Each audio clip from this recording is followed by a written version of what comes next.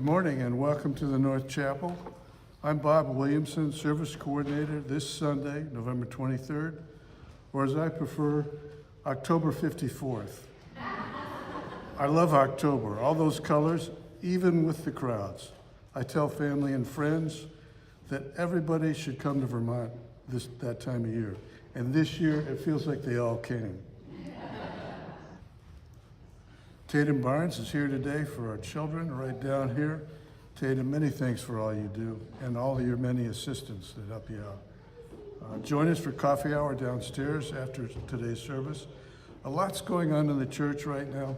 Read over the announcement in the order of service. Are there any other announcements? I know there's a few that folks want to come up. Mary, come on up. Good morning. We hope those of you who ordered wreaths will pick them up after church today. Down in the social hall, one of us will be there. And also, I think we have a couple of 22-inch and a couple of 36-inch if you forgot to order them and would like to get a wreath. So see me after the service. Thanks.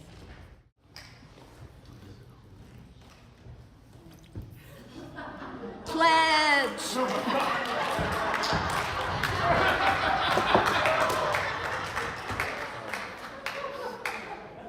I'm here to represent the Board of Trustees and the rest of the church. We're doing our pledge drive right now.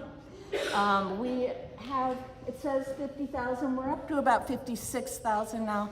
I have to say, I'm sorry to say that's actually not very good. We really need more. So if you haven't pledged yet, please do what you can. We need to be able to pay our minister, our office administrator, our beautiful music providers, and our heat and electricity and other things as well. So it's really important that we do it. And remember, you don't have to pay anything now. It's a pledge to give money next year. So at your places, there's also some envelopes like this you can put in your pledge or whatever you wish.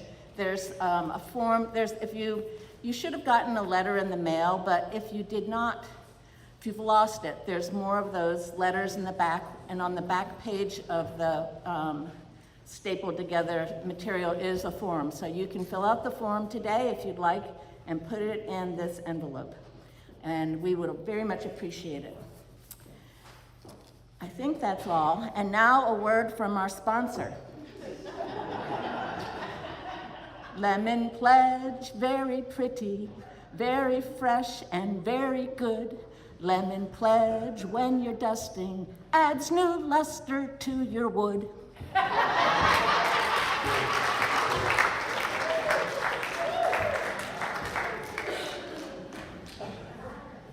That covers just about everything, I think. That was terrific. Couldn't do better. It's the dark time of year now, and we're living through a dark period of our history. So I wanted something light today for our opening words, hence the lighthouse on the cover of today's order of service. It's Nubble Light at Cape Nettuck in York Beach, Maine. Raise your hand if you've been there and seen it. I love it. It's really beautiful. And I especially love a story about it. Back in 1931, the lighthouse keeper had a Maine Coon cat named Mr. T, who, get this, would swim the 100 feet ashore, catch mice, swim back, and share his bounty with the keeper. True story. I checked out the story when I was there in October catching some waves, and that story is true. Our theme this month is generosity, reaching out to others, and stretch beyond what we thought possible. That cat, Mr. T, showed generosity in his feline way and went against the cat's natural aversion to water. We can too. Okay, this is kind of lightweight, I get that. That said, life is too serious to be taken seriously all the time. We need humor and Lemon Pledge. No, we need humor. We need humor to leaven life, get us through the rough spots.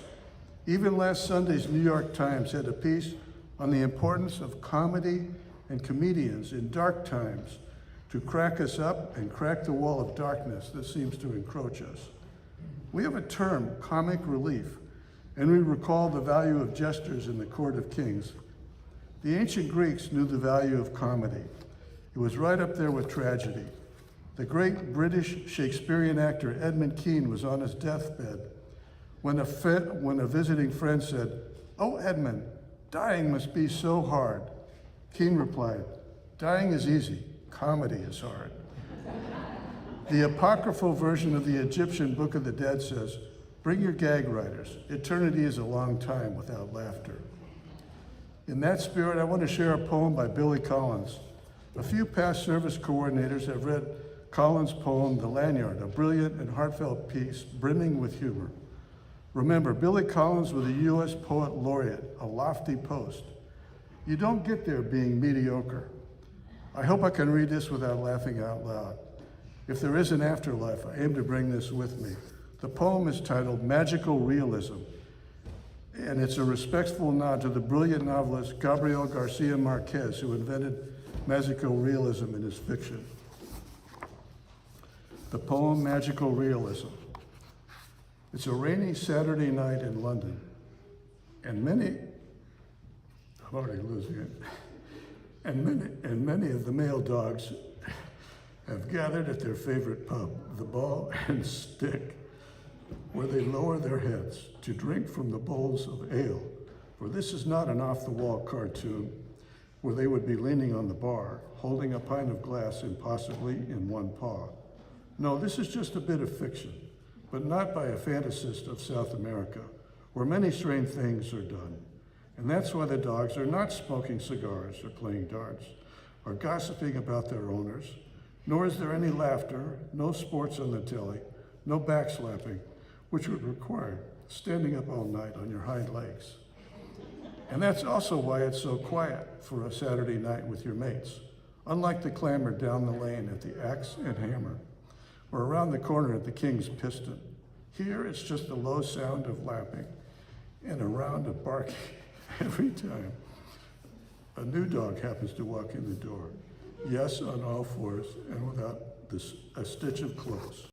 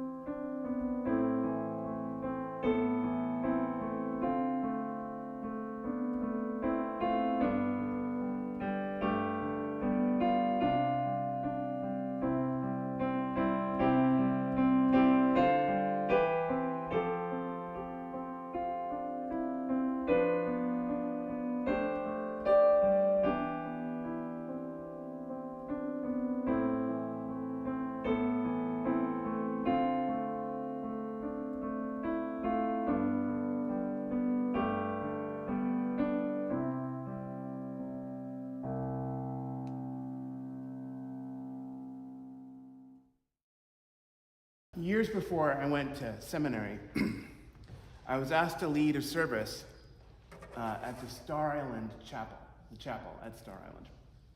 And I wanted to do a service about luck, and I wanted to do a service about bad luck, and I wanted to do a service about losing streaks, and about how sometimes it feels like the deck is stacked against us in life.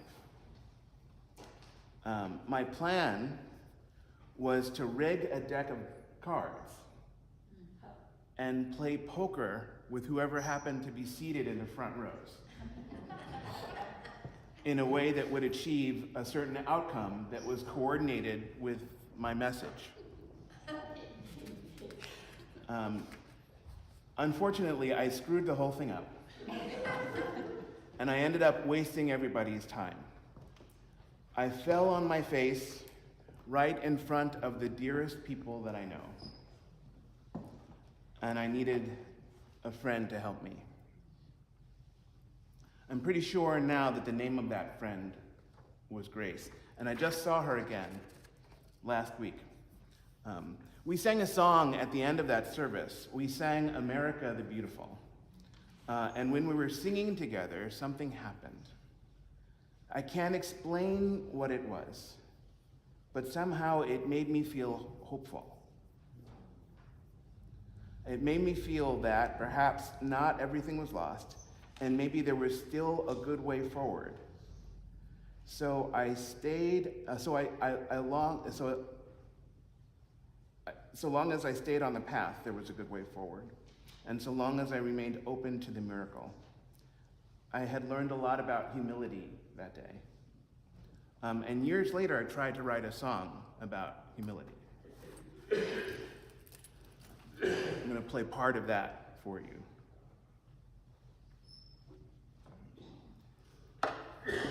It's the second verse.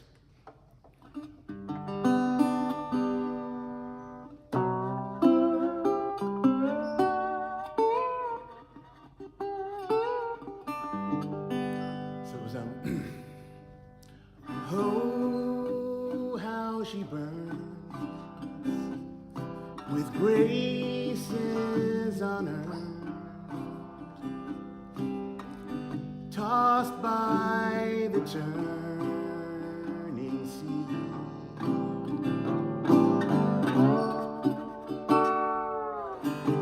Only the angels can face life so sober and true, embracing the sun and the moon of me.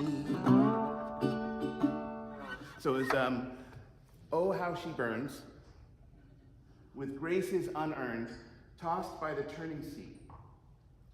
Only the angels can face life so sober and true, embracing the sun and the moon of me. My good part, my shiny part, and the part that falls on its face. I wrote those words to describe a friend of mine, and she hated them. I thought it was beautiful. Oh, how she burns with graces unearned. I was so psyched. And she was like, I hate it. She didn't like the line about graces not being earned. She's proud, she's responsible, and she likes to earn her keep. I wrote that 7 years ago, and we've stayed in absolute touch. And I'm pretty sure she still doesn't like it. So you guys, maybe you know this, but you should know this. This is the departure, and then I'll get back to the reflection. I was recently featured in a music video. So I have about 4.5 seconds of a 5-minute thing. I'll send a link to Joanne this week, and then the song was called Hung Jury. It's by a guy named Nick Mott. Nick works at First Branch Coffee over near Worthy Burger. I see him all the time, and one morning he asked me if I would be kind enough to play the judge in this music video. And it was great. I got to scowl, and I got to pound a gavel, and look all judgmental and mean. It was really fun. It was filmed over at the law school, and it just dropped a couple of days ago. So look for it. I'll put it in. I'll send the link around. Nick is super talented as a musician. It's a beautiful song. Did you get a chance to see it? No. Okay. But here's the thing. It's hard for me to express how deeply and how genuinely and how honestly I need you, theologically, to complete my faith. It's a vulnerability, and I don't like to talk about it because I really do need you with how I understand things.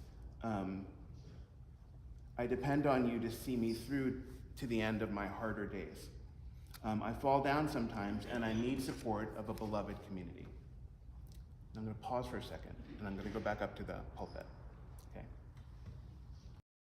So, good morning.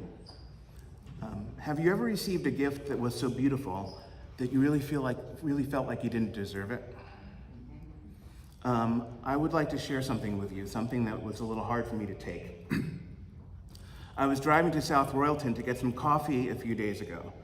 I get coffee in SoRo a lot. Is SoRo too hip a nickname for, says the woman in the sunglasses in the corner.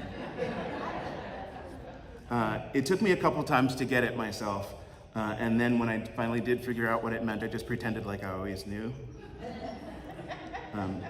Anyway, I was on a windy country road, a dirt road, a treacherous road. It was one of my favorite roads, even though it's a dangerous road. Even though my car got stuck in the more than ankle-deep slush mud in the middle of that road a few years ago and needed to be towed out of disaster. And even though, if I'm not mistaken, combinations of carelessness and tragedy have more than once injured or even taken the lives of friends of mine on that road. It's a dangerous road, but it's also a beautiful road. Because it's rough and natural, maybe, or because it demands close attention. It draws walkers in the morning, in every season, except stick and mud. In the stick and mud season, it does not draw walkers, it draws adventurers. The more challenging the conditions, the more adventurous the travelers. So I was on this road last week, mildly upset with myself, and I realized something about grace. In Christian belief, grace is defined as the free and unmerited favor of God, as manifest in the salvation of sinners or the bestowal of blessings. It is defined as a gift of the Holy Spirit.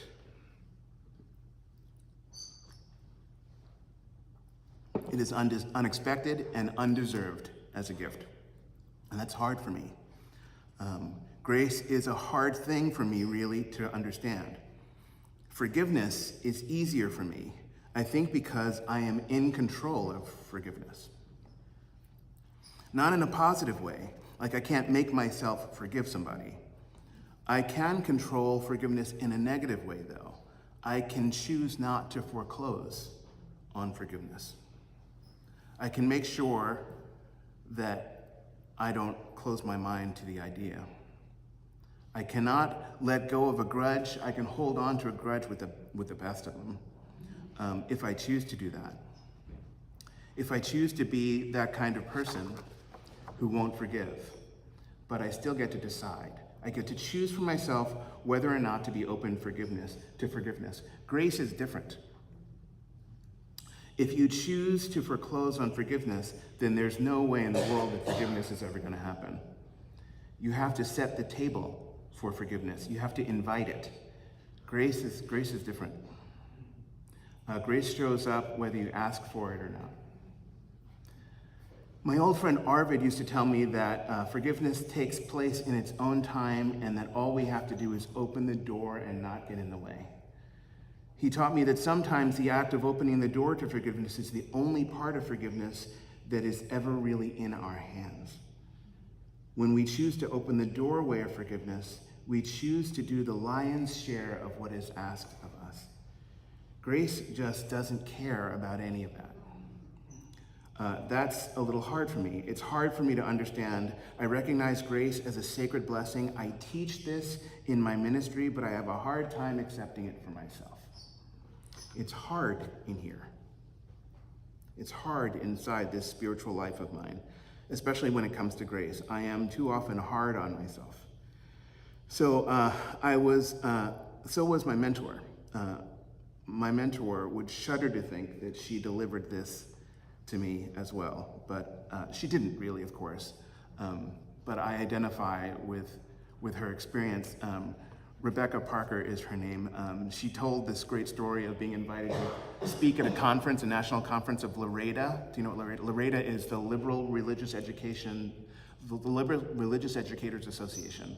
There's an association, professional association for the ministers called the UUMA, or the Unitarian Universalist Ministers Association. There's an association for the musicians, for music ministries called the UUMN, and there's an association for the religious educators or spiritual exploration leaders called Liberal Religious Educators Association. And Rebecca was asked to speak for them, and the leader was introducing her. Do you know this story? Megan? Okay, the leader was introducing her, and the leader said, "We are so psyched for the next 3 days. We get to be inside of the mind of Rebecca Parker." And she was on the stage, and she laughed. She thought to herself, but everybody heard her. And so they turned to her and were like, "Why did you just laugh?" And she said, "Well, my mind is a terribly dangerous place. And I try never to go there alone. I identify with this. I see myself in this. In fact, I think like this when I was on the dangerous road to South Royalton that I was telling you about, the dangerous and the treacherous road. Because I think my mind is a dangerous and treacherous thing, but I think it's also a beautiful thing. So now I get insecure about this.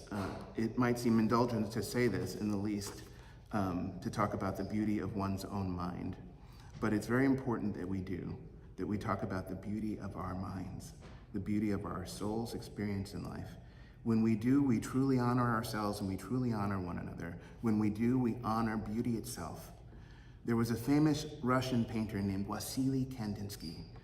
And he was an abstract painter in the early 20th century. And he believed that the beauty that we perceive on the outside of the world resonates with the beauty that we know on the inside of the world. For him, the beauty that is abstract, that he chooses to paint, corresponds with a pre-existing beauty that lay within him and lay within everyone who thinks it beautiful. How does that beauty get there? Is it given to us at birth? Is it our spiritual inheritance? Is it the magical part of life's adventure, or is it the part of the normalcy of things? Is it somehow bestowed upon us in sanctuaries, in churches, and in mosques? Or does it splash like mud in the wheel wells of our car as we travel around on dangerous and treacherous and beautiful roads to get coffee? Of course, the answer to all of these questions is yes. So I was driving to South Royalton under mildly challenging conditions, wet dirt roads that are starting to freeze, they're getting a little slippery. And all of a sudden, I had a real sense of the free and unmerited favor of grace, an unexpected, unearned feeling. Just boom, there it was, a little touch of God. It was a subtle kind of boom that said, as if from heaven above, "You are loved, you are worthy, and I will see you through to the end, no matter what." I had a harder week this week because my spirit broke a little. I was pretty mad at myself for not delivering the message that I wanted to deliver last week. I felt like I wasn't clear enough or grounded enough or something. And in these times, it is so important that we come together well. In these times when anxious presidents battle to define what it means to love one's country, when real and rhetorically violent statements threaten the dignity of what it means to be in Congress, when the acid of public acrimony burns to the core of what it means to be a private citizen, it is so important to gather well. One of the reasons why I so deeply love my mentor, Rebecca Parker, one of the reasons that I believe that her mind is so dangerous and so beautiful, is because she will not surrender the dearest things we know.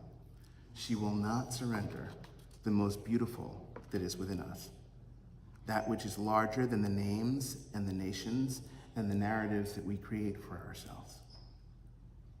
She suggests to all of her students, of which I am one, that we consider not surrendering as well, each to our gift.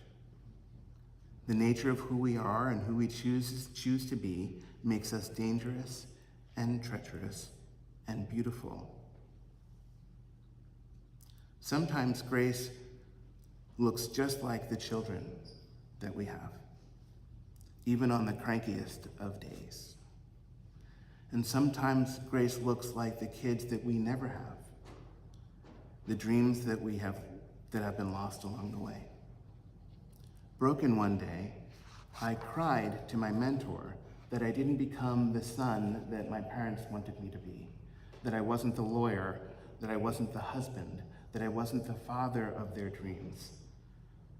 I was turning to face some of my deepest fears and sorrows, and Rebecca looked at me with soft eyes, and she said, "There are many ways of being a parent. There are many ways of walking through our lives." I wrote that down in my spiritual notebook, but I didn't really understand it until Grace touched me on the road just this past week getting some coffee. I've been forgiving myself for not becoming the dream of my own anxieties. My parents did not impose their wills upon me. They didn't have to, because I did a whole lot of that myself. And even if they had, and if I had failed them, and even if they had and I had succeeded, life is now not about expectation and anxiety, not about the fears of becoming or the fears of not becoming who or what we think we're supposed to be. It's not about who we're supposed to be at all. And it's never who we are supposed to be that is ever touched by grace. It is only who we are that is touched by grace. And for sure, it feels like the hand of God, or it feels like bliss, or it feels like heaven, and for sure, it feels like everything we ever do, and for sure, it feels like nothing that we've ever known before. It's confounding, even for those of us who think about this all the time. There's an author and a theologian named Nadia Bolz-Weber, and she thinks about grace all the time. And even for her, it's challenging to talk about. And she explained this in an interview she gave just a couple of years ago. And this I quote, she says, "The thing that I have written about and talked about more than anything else in my career is the idea of grace. Grace is really a difficult thing for us because it inherently means that the ball is not in our court. You can't earn it. It's not something that you can climb towards. It's something that you get, and on some level, we think that if it's free, it must be worthless. So I think that people, instead of focusing on grace, like to focus on being good. But being good has never set me free in the way that truth has. I think that the pursuit of being good is a thing that provokes feelings of less than, or shame, or guilt, or insecurity. I fall into that sometimes. I think that shame and guilt and insecurity have been what I've been experiencing this past week, although I'm not sure exactly why. Nadia continues. She says, the reason that grace is tricky is because I want to feel like I've made myself worthy of something. But if grace is truly grace, it means that it has nothing to do with worthiness. It just is, and that's hard. And then also, grace sucks. She says, grace sucks because if it's true for me, then it's also true for the people who might have hurt me. And I definitely don't like that, end quote. She says, with my luck, I will be seated in the heavenly banquet between Ann Coulter and some racist cop. And I feel like I know what Nadia means because I feel the same way, maybe with a little less of a feeling of surprise. And that's just the thing. It's not that others deserve grace and people like us do not. And it's not that people like us deserve grace and others do not. Grace is outside of the category of deservedness. It occurs to me that the reason I'm mad at Ann Coulter and at racist cops is because they have hurt me, and because they have hurt others like me, and because they have hurt others who are not like me. They may have even hurt themselves. They hurt people, and grace doesn't care in the slightest. Because grace is not a reward, it is not transactional, it is not merit-based, it isn't won. It is not achieved or somehow obtained, it cannot be captured, it cannot be conquered. It is not vulnerable to theft. It isn't governed by powers of principalities or nation states. It cannot be loaned or borrowed. It can't be saved or stolen away. I love the theological humility that this forces. Grace sucks because it cannot be controlled, and we like control, especially when it comes to the nature of the holy. There are about 950,000 hymns in the Christian tradition. 415 of them are in the UU hymnal, because we like control when it comes to the nature of God. There are 82 million songs on Spotify, with 100,000 more being added every day. Hung Jury being the best one, with the music video that I'm in. There are as many as 230 million songs that have been digitally recorded, and we cleave to 415. Why?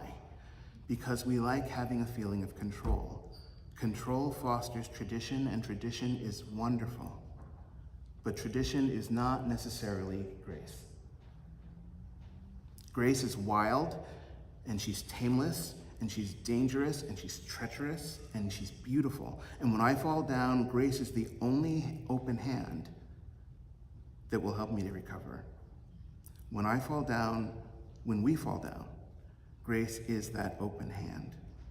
And she's not always there in ways that we recognize. In fact, she's rarely there in ways that we recognize, but she's always there. She simply won't submit to our needs of control. The ideas of purity readily submit to our ideas of control, but grace does not. And that's an important difference. There's a distinction, Nadia explains, between purity and holiness. The difference is that holiness is about connection to. Like moments of holiness are about being deeply connected to yourself, or the moment, or to the divine, or to another person. To me, holiness is always about connection to, and purity is ever about separation from. It's like separating ourselves from our desires. But more than that, separating ourselves from people who are impure. Holiness is about connection to, and purity is about separation from. But we pretend that they're interchangeable because purity is easier to regulate. End quote. Some institutional churches stray away from wild grace and holiness, even when using these exact words to describe themselves. And when we do, we end up cleaving to tradition and to purity and to regulation. We regiment the holy. We oversimplify that which is tender and sacred and complex. We weed the blessed miracle right out of the garden, and then we congratulate ourselves on a job well done, when something more beautiful is possible, especially after we have fallen on our faces. We can always call on grace. Oh, how she burns with graces unearned, tossed by the turning sea.